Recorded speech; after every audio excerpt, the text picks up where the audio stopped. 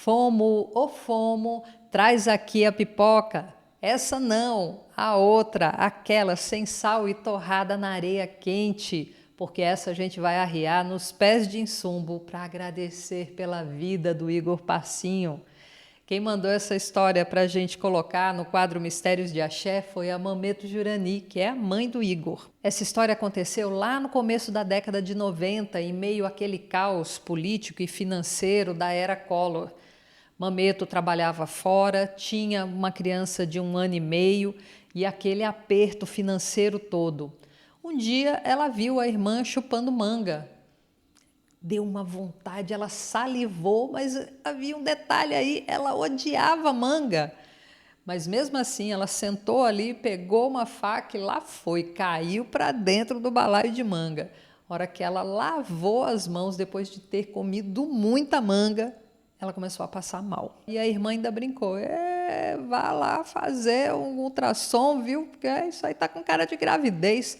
Imagina, menina, eu tô tomando anticoncepcional todo direitinho, sou rígida com isso. No dia seguinte estava ela lá fazendo o ultrassom e o médico parabenizando pela gestação de 3 meses. No mês seguinte, com 4 meses de gestação, ela vai fazer um bori. Finalizado todos os atos do bori, a hora que ela deitou na cama do bori, ela começou a ter uns espasmos, umas cólicas, dor de parto mesmo, a barriga dela torcia.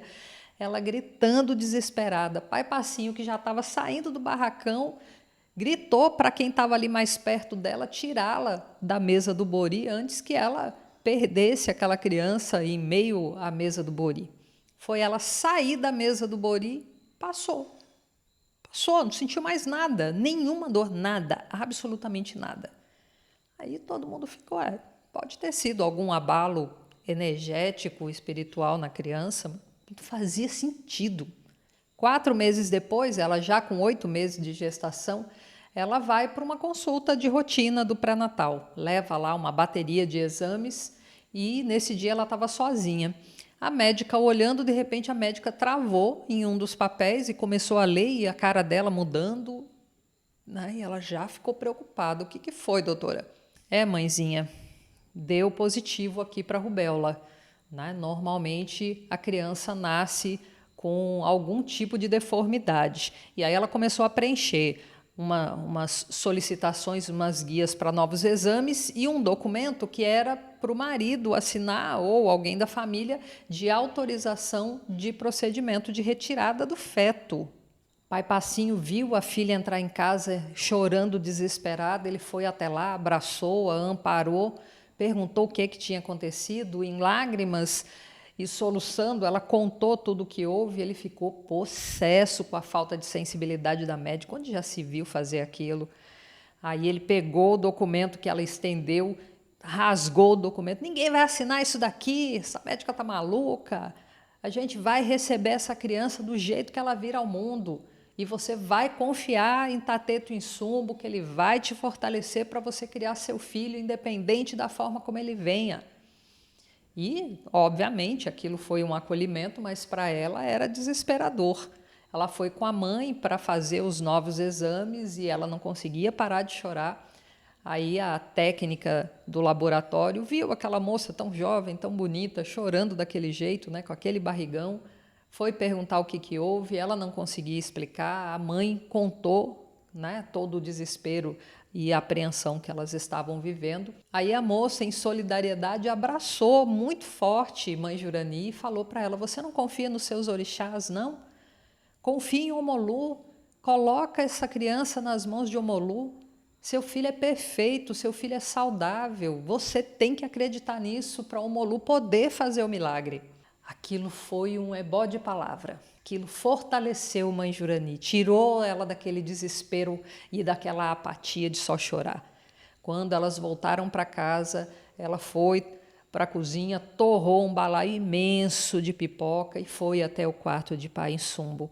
Chegando lá, ela arriou nos pés de Insumbo, ajoelhou, orou, pediu, rezou, ficou um tempo lá junto com o pai Insumbo, pedindo pela saúde do filho dela. Quando foi na próxima consulta com a obstetra, a primeira coisa que a médica fez quando ela entrou na sala foi pedir o papel da autorização do procedimento. Ela falou, não, ninguém vai autorizar, nem meu pai, nem meu marido, nem ninguém. A gente vai encarar e vamos ter essa criança do jeito que ela vir.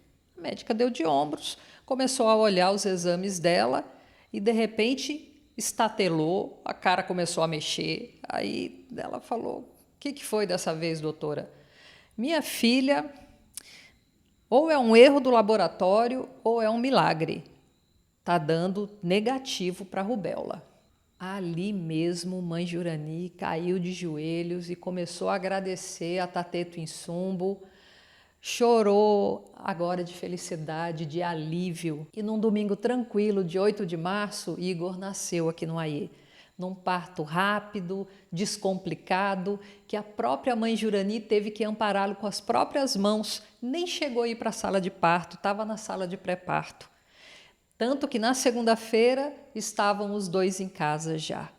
E ela tratou de agradecer Tateto Insumbo pela criança saudável, pela criança forte que ela tinha acabado de parir.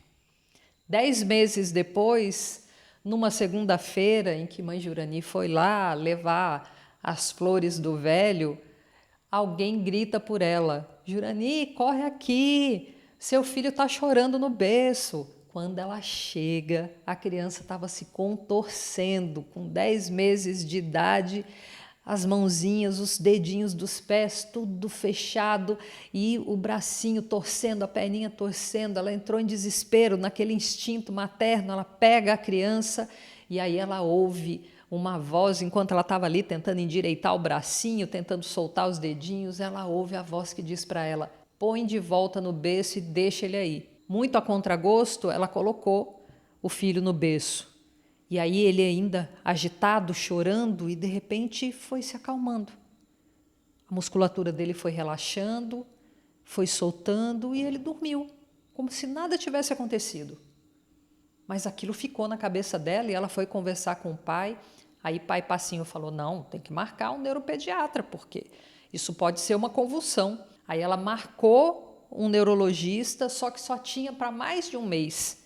E antes de chegar à consulta, quando o Igor estava com 11 meses, de novo, numa segunda-feira, depois dela arriar as flores do velho, o menino chorando de novo no berço. Aí ela corre para lá, a hora que ela chega de novo, ele todo com os bracinhos torcidos, os dedinhos apertados, e antes que ela pudesse pegá-lo, a voz de novo falou para ela, deixa ele quieto aí.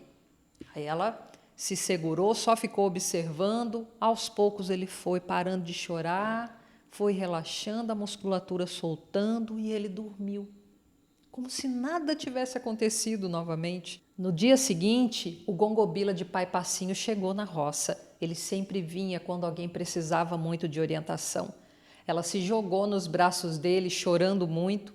Ele então a orientou, do jeitinho dele, que era para ela pegar o Igor, levar por 3 segundas-feiras seguidas lá no quarto de Insumbo, passar pipoca no corpo da criança e arriar essa pipoca nos pés de Insumbo.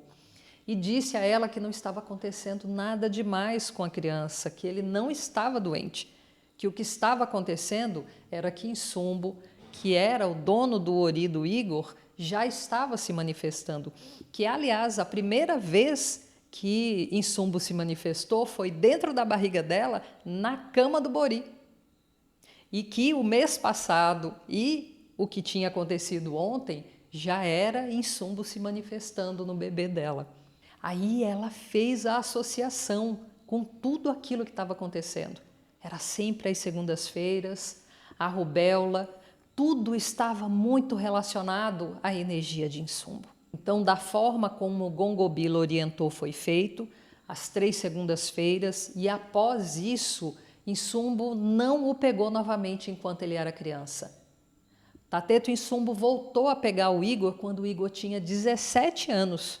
E aí foi aquela correria para poder fazer a iniciação do Igor. Hoje, Mameto Jurani está à frente da cadeira de Pai Passinho. E o Igor está bem, está saudável, está forte, e Pai Insumbo passa lindamente no seu ori, dançando naquele barracão e espalhando o seu axé. Olorum Modupé pela confiança, Mameto Jurani, e que Tateto Insumbo continue mantendo afastado da sua casa todas as doenças e mantenha o Igor forte e saudável. Se você também tem uma história que conta esse seu contato com o sagrado de forma mística, manda para esse e-mail que vai aparecer aqui e eu vou ter um prazer imenso em compartilhar a sua história. Eu sou Adeloyal Jubará, especialista em fotografia de orixá, e me siga para mais dicas de terreiro. Curta, comenta, compartilha, interaja comigo e faça o movimento acontecer.